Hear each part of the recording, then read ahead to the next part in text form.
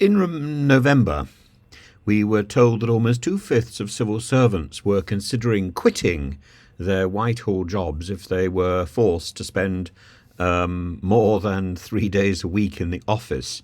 They've got used to working from home since COVID. Does it matter? Is it better for them working from home? I don't know if anybody's actually tried to call the Home Office or tried indeed to call HMRC or the Foreign Office, but you're kept on hold for an inordinate amount of time. Now, is that because there's lots of checks being made on your phone line while they're keeping you on hold? Is it because, like the local government, I contacted my local borough council government thing about 4 weeks ago, and I heard nothing. And I then called them about a week ago, and I was transferred and kept on hold for 45 minutes, and I thought, I can't be bothered anymore. And I gave up. And you think, well, why is that? Is it because they don't have enough people and they can't man the phones, or is it because they just think... and then when you finally get through, you're asked some ridiculous questions about your own security. And sometimes you can and sometimes you can't answer those questions. Often I can't answer the questions. I just don't know the answers to the questions. And they say, you've not passed security, therefore we can't talk to you.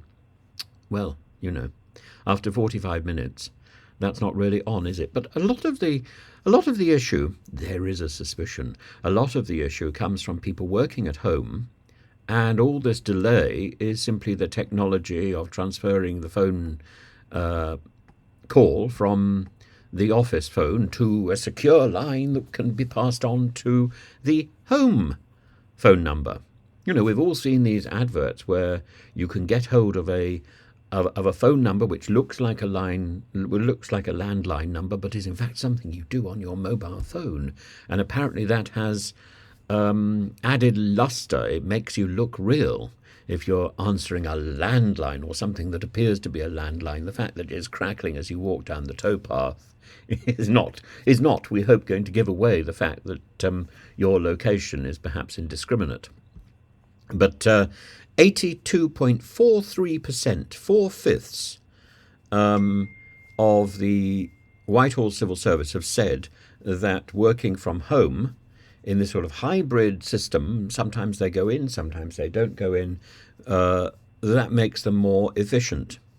Not in my experience, but there we are. I'm not a great fan of people working in the office. I think office working and all that sort of office politics is not conducive to good practice. But I do remember vividly Jacob Rees-Mogg. Remember Jacob Rees-Mogg, the man who uses long words when a short word will do. Jacob Rees-Mogg is the person who felt that civil servants around Whitehall should get back to the office, and this is the place where they do their work. I mean, I think Jacob Rees-Mogg should get back to the House of Commons, where he's elected to represent his constituents, rather than swanning around in GB News. I mean, he swans around very effectively in GB News, but he has to make a decision. Is he a broadcaster who reads from an auto cue much better than Nadine Dorries, or is he an elected MP?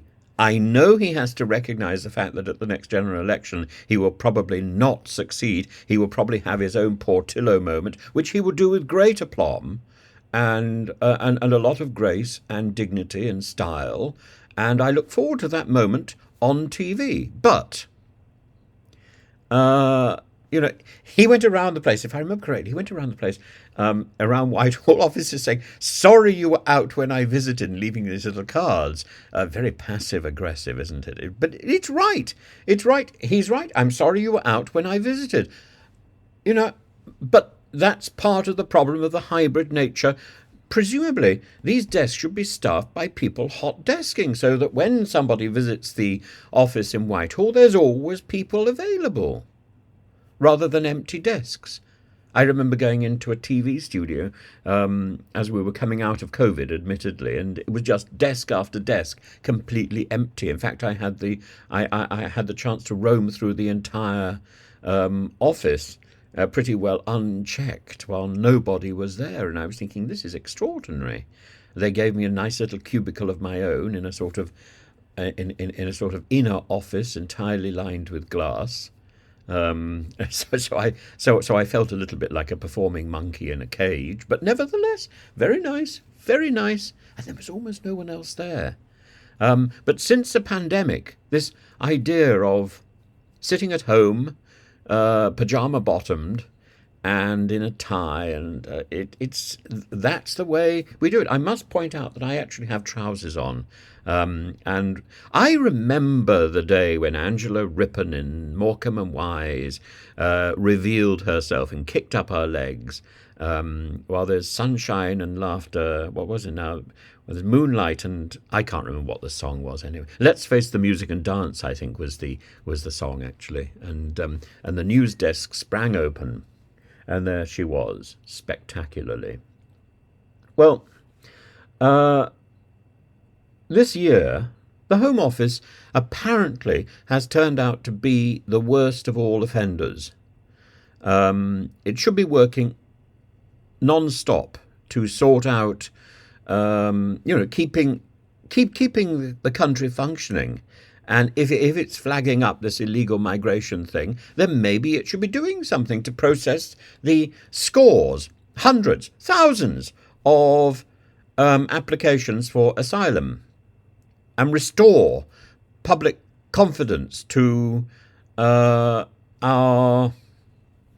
shores. But it's not doing that. It's not doing that. Apparently they now have targets.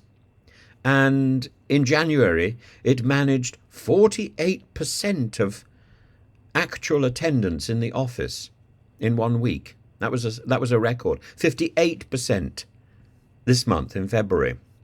And I don't think that's an achievement, really. HMRC, apparently it has managed 62%. Hooray! And the Foreign Office, 61%. So that means, 40% and upwards are mostly at home, in their pyjamas, vaguely answering the phone. If they want to go out on the towpath, we'll take the phone with us. It might work. It might work. My feeling is that it doesn't work. That it doesn't work, and that we are in a mess. And my evidence for that? Apparently I'm now being blamed for not producing evidence. If I were telling people to write an essay, I would say, where's your evidence? You have to put footnotes in. I'm now told that I shouldn't be putting as many footnotes as I like to put in, but that I should be giving evidence for the arguments. Well, I think really when it comes to this sort of YouTube thing, my aim is to produce opinions and to stimulate debate. So I think the evidence can be found, and the Home Office is a shambles, an utter shambles. Is it because they're working from home? I suppose that's what home office means, isn't it? Literally, home office. You can buy a home office. Did you know that? There are shops. You type into the computer. I can type into my computer, and it will say Home Office, and 9 times out of 10 I'll be shown pictures of a desk that I can buy. Well, maybe that is eclipsing the idea of people busy plonking away in Whitehall. Weren't they one at weren't they at one point at what is it? Petty France. They were, and you could go in the bottom of the offices, and you could look up your details and your birth certificates and marriage certificates and death certificates. I suppose you can't look up your own death certificate, but all these things were available in huge books that you could pull out of the shelves. Now you can't do it. You can't do it. You're dependent on the people who are working from home to give you that information. So no longer can you sort of think, well, I think I was born vaguely on this day, and if you were patient enough, and if you were determined enough, you could find your own birth certificate, even if you didn't have all the exact dates. You could find it. Oh, there I am. There I am. You can't do that anymore.